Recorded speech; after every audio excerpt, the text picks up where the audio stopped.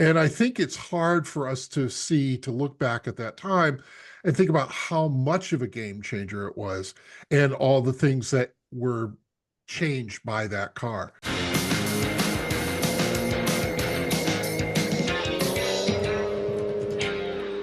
Welcome back to Car-Pinionated, our weekly show on cars, the car industry, and driving in general. And sharp-eyed viewers might note that Glenn is back. Glenn has returned from the cottage. Yes. Yes, after my husband, the hockey player, dragged me out on the ice, right? So Glenn Packman, car enthusiast, Fairfield County resident, all around good guy. I'm also joined by Jeff Buchholz, who is a writer and editor and reporter at WBBM in Chicago. Gentlemen, we're going to go in our little time machine here, and we're going to go back 40 years. And we're going to talk about the Ford Taurus, which is 40 years old this year, the model. Now the Taurus sort of hit the scene in 1986, completely different from almost every car in the market, and really changed up the American auto industry. Ford took a gamble. It saved the company from bankruptcy, and and it sold, I don't know how many, but tons and tons of these cars, and they were everywhere. And I think it's hard for us to look back at that time and think about how much of a game changer it was and all the things that were changed by that car. So I wanted to talk to you a little bit about your memories of the Taurus, some things that they did right, some things that they did wrong, and yeah. So Glenn, why don't you start? Why don't you talk about the car that you remember at that time? Well, for me, the mid to late 80s seemed like a kind of lazy time, automotively speaking. I don't think we saw a lot revolutionary. I'm I'm going to posit and just say that maybe because front wheel drive was becoming so incredibly important at that point in time, that putting front wheel drive in a car was revolutionary enough. And I don't think Mm. we were really seeing a lot of concentration on design. And that's where the forest, that's how you abbreviate it. Take two. The Ford Taurus and the Mercury Sable were, it really was revolutionary because it was just so completely different. I had a friend who was a newly single mom, and she needed a new car post uh, separation from her husband. She ended up getting a Sable, and I remember it was black with like a silver below the belt of the car, and really pretty wheels. And it was a showstopper. This car was just gorgeous. The neighbors stopped and pointed. And the incredible thing was she could afford it, and it worked for her family of four at the time. She didn't want a wagon. She wanted a sedan, and she wanted something that looked sharp, and boy, did she get it. And for all I know, that car lasted her probably at least 150,000 miles. Um, and she just loved it, and with good reason. I think it drove better than most of its counterparts at that point in time, because I'm just thinking about like what was offered by Dodge or Chevy at that point, and it was definitely just a superior car, in that realm. But I think moreover, it was a statement piece for a time when we didn't have a lot of statement pieces going on. Mhm. And good on Ford. Terrific design, and a big, big, big risk for them to do that, especially for a company that really needed, a hit, and they got it. So, you know, it changed the sedan market. I don't care what anybody says. Yeah, It was that car. yeah. Jeff, you have a personal connection to the that Taurus and Sable of that era. I do. I actually have a couple. So the first connection, sort of my first brush with the Taurus Sable was at the Ford Motor Company headquarters in Dearborn when I was a young intern at a radio station in Detroit back when all radio stations had to have news departments. Yes, kids, every single radio station had a news department. That was Yeah. that was what the past was like. Anyway, the Detroit Grand Prix was coming up during this period of time, and Ford invited reporters and members of the press to the proving ground to show off an innovation that they had installed on the handling course there, sprinklers, in order to simulate wet weather conditions and to take reporters around the track, the newly dampened track. Was the guy who came up with the idea to put sprinklers on the track, one Jackie Stewart, Formula One racing legend. And one of the people who got a ride, a pretty fast ride around that handling course, was your boy.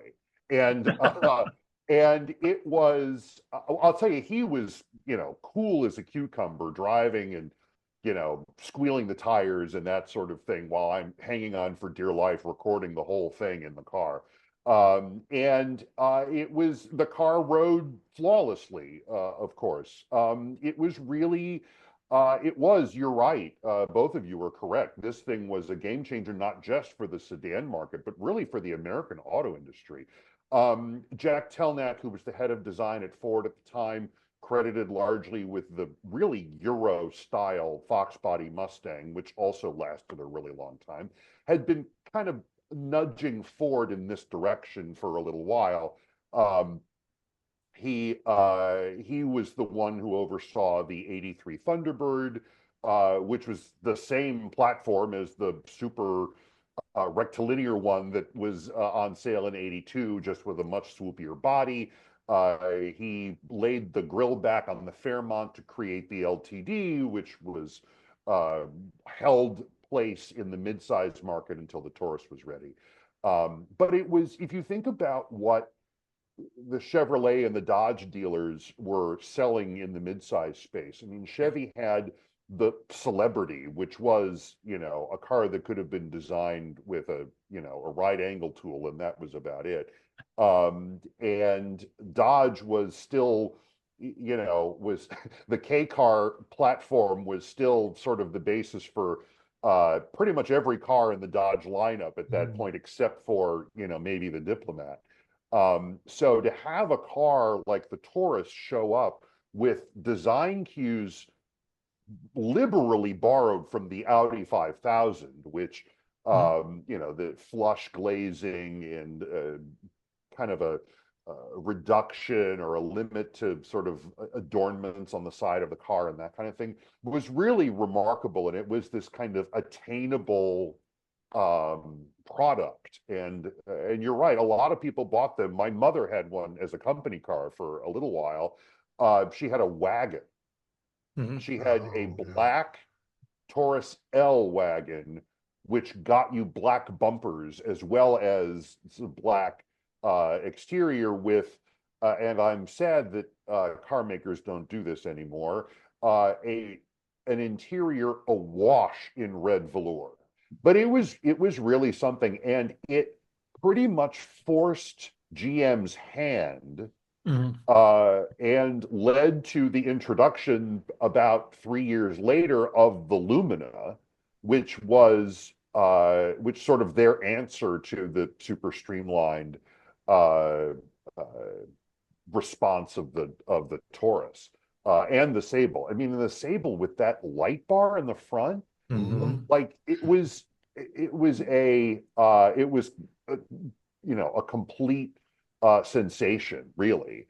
And managed to make the Mercury look like something other than a Ford that, had been visited by a lawn ornament salesman. Like, it actually looked different. It had a different greenhouse, that wraparound rear window, which was such a late 80s, early 90s kind of styling statement. I mean, even the Cutlass Supreme and the Saturn SL had that to a certain extent. It was really something. Its impact really can't be overstated. And it was the moment where Ford at the time just sort of threw all of its chips in the middle of the table and said, this is what we're doing. Even resisting the impulse to put an actual grill, like a traditional grill, on the front of it. Yeah. And there are renditions of it with one in the lower trim levels, and they ended up killing that before the thing came to market. Yeah. I think, and I'd have to check this, but when Motor Week did its preview of the Taurus, the low end model that they had pictures of had the grill. So Oh, they I think you're right probably about were, that. I think they were probably there like late in the development before that decision was made, because it almost went to market that way. Mhm. Yeah. Yeah. Um, yeah, I think about the Thunderbird, which I think is a beautiful car, Yeah.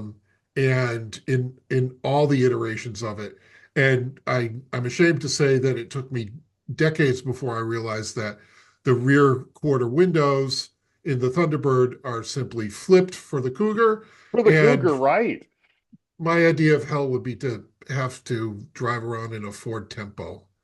Oh, What one of my ideas of hell, but just a little. We had one or two at the car rental company. It was like this tiny little slow tank that kind of tipped in the corners, and it just has outside of a semi flowy design. It's just not anywhere near. But Well, it was basically a big Escort. I mean, it was right, the yeah, Escort only yeah, stretched. And right. the other car that I thought about, we were talking about the T-Bird, um, great classic beauty of our time, the Mark 7. oh yeah, Mhm. Yeah, oh yes, God, yes, Talk about another design that has aged extremely well. yep, yes, yep. yeah, Very yeah, true. Very exactly. true. I was gonna mention the Escort because I always felt like Ford was like, okay, so we did pretty well with the Escort. It was, a solid double, an infield double, I'm gonna say, on the Escort. And then somebody might have said, well, what if we got really serious about this? You know, Mhm. let's boost it up. Let's do something with this, So, Mhm. um, I I'm just reminded that of when the Escort and the Lynx came out, which is 1980, I think. Um, 81. 81 was the 81, first 81. model year. Okay, Yeah. so yeah, right. The fall that I went into college, they were brand new. They were 81s being released in the fall of 80. And I remember that there was a lot of advertising hoopla about them, to the point where it was almost a little bit like, guys, it's still a car. I don't know if anyone remembers those lessons of breaking the mold.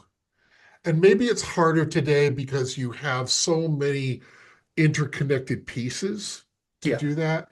And maybe, Teslas are that thing, but just, such a complete and utter difference between what had been done. It's like everything, the switch gear. There was no point in that car, no touch point in that car that I think was carried over from any previous generation. I mean, the AC controls, the window switches, the gear selector, the steering wheel, nothing. It's just all fresh and different.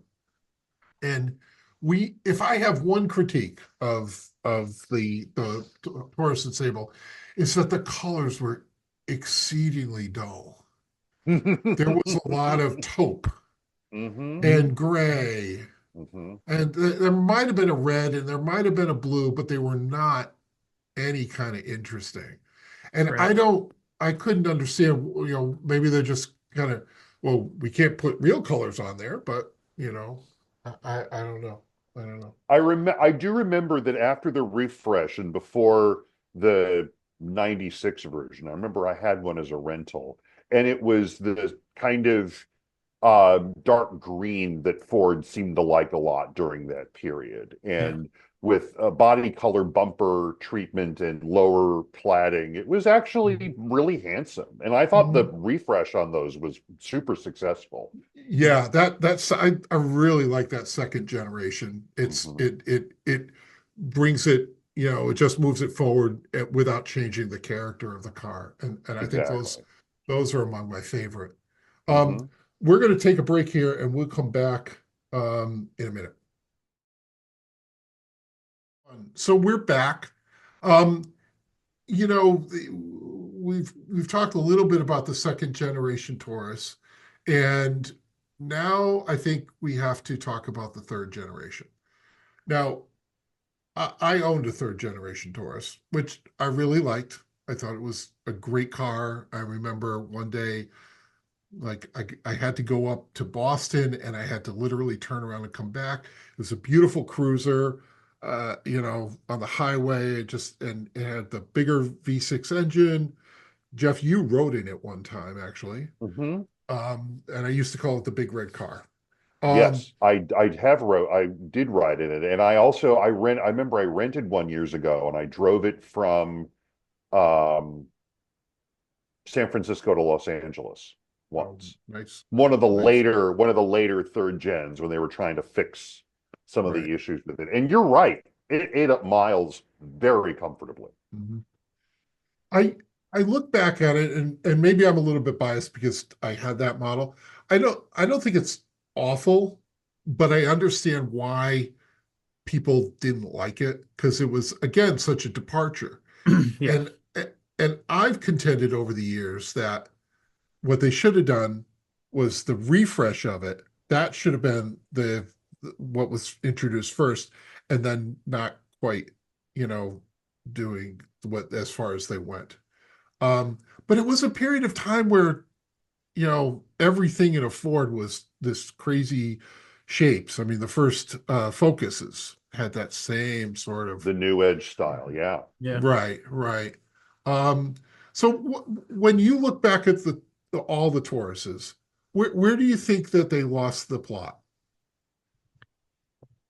Oh, it would be there. It would be on that Mhm. original third gen. And of course, this is also during a period, and you point out the focus and the sort of new edge design, the Contour, which was a Mhm. fine car apart from being very small.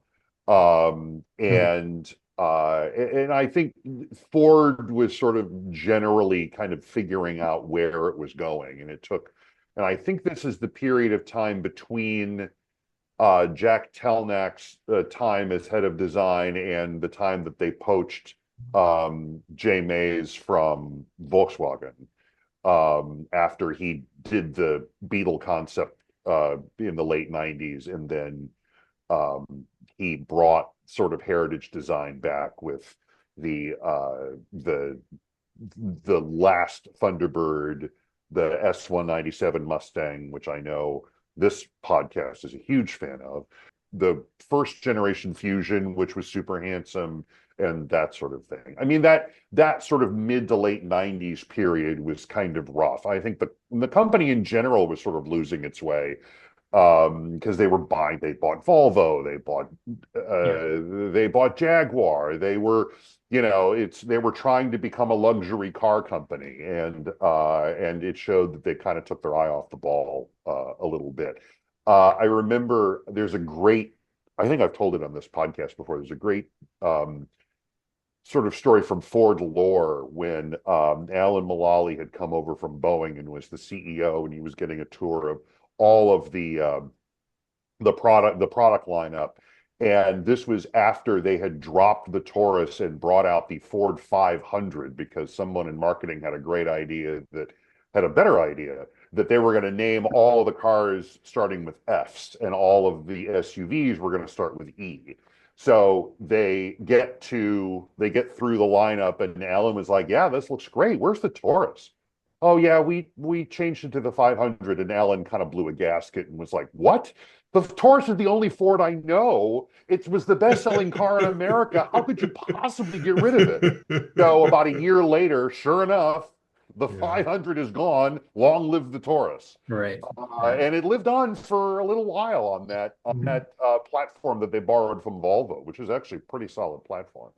But yeah, it's interesting that the goofy changes that car went through after the 96 relaunch. First off, I like the design of the 500. I will admit that. I think the platform is great. God knows they built enough cars off of it. Um, and uh, and then I like all those. I especially like the last iteration of the Taurus. I mean, I just like the presence of it. I like the high trunk lid. You Mm, know, yes. there have been times in my life where I've thought, the Taurus HHO is all-wheel drive. That would be really cool. Um, and I think it comes along at a moment where sedans have become really expensive to build and they're not selling as many, and they can't make money on them and stuff. So it's unfortunate, right? I think that goes away. What can we say about the competition? So the competition for the Taurus was it took a while actually for the competitors to sort of get on their level. The General Motors rolled out the W bodies a few years after the Taurus came out, and the Lumina was sort of the one best positioned to take on the Taurus, given that they had both been competing in the low price field. And it took the Lumina a little time to sort of find an audience because it came out, it was certainly more aerodynamic, but it came out with a lot of odd kind of design cues from other Chevrolets. That egg crate grill never looked right on that car. Mhm. And it took them a few years to sort of smooth that car out and get it to a place where it looked, it could hold its own with the Taurus. As for Chrysler, God bless them for finding a way to draw a smoother K car. I would contend that and I know again, this podcast is a big fan of these cars, that the LeBaron GTS and the Dodge, the Lancer, was it the Lancer? Yeah. Yeah, Yeah. was probably the sort of the first sort of nod in that direction. And then, of course, later on, Chrysler blew the lid off everything with the LH cars, with Yeah. a notable behind the scenes assist from the late great American Motors and their friends at Renault.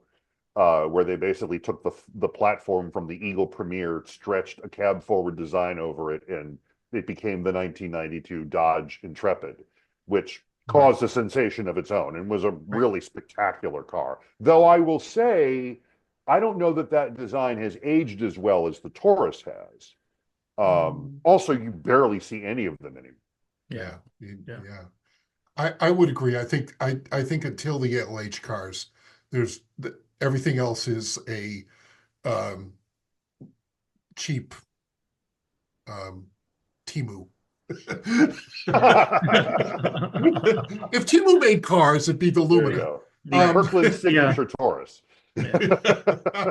um, yeah, Um, all those LH cars are really spectacular looking, you know.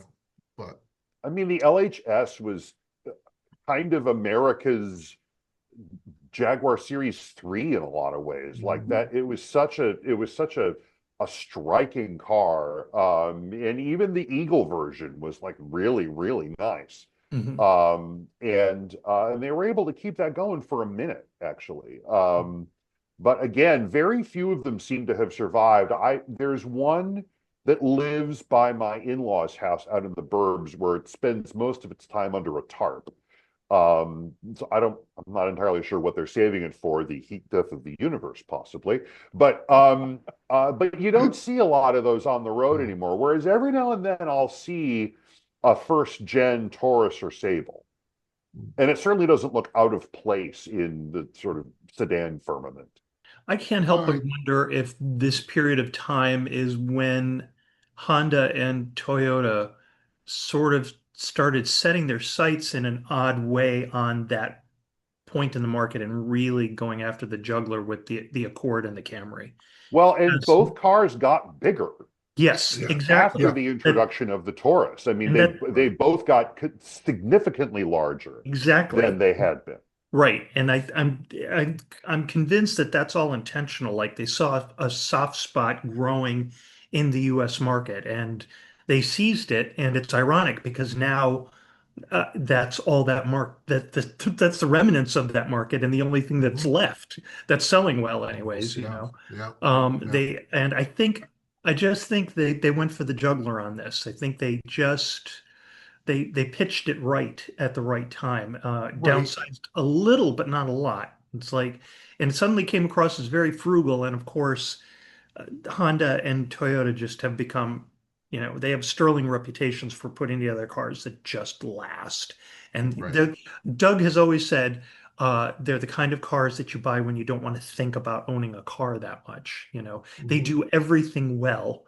And so they're great for people that I just need a good car.